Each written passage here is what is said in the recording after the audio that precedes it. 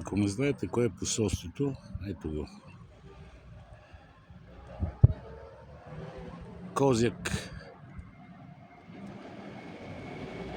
Предизвикаха войната в Иран и сега ще си носят последствията, защото това кратко видео ще бъде качено на 13-ти петък, а вече за 2 седмици военни действия е безпределно ясно, че според сполучливия епитет на Аятола Хомейни,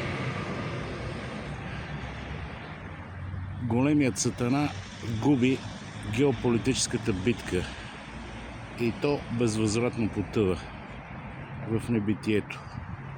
Това беше повече от логично, което се случва. Освободиха се петролните запаси на страните от Г7, което значи, че положението е максимално начервенено.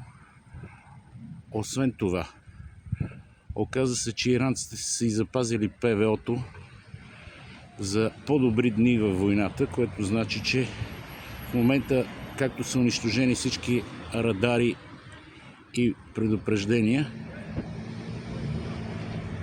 ето сега, не искам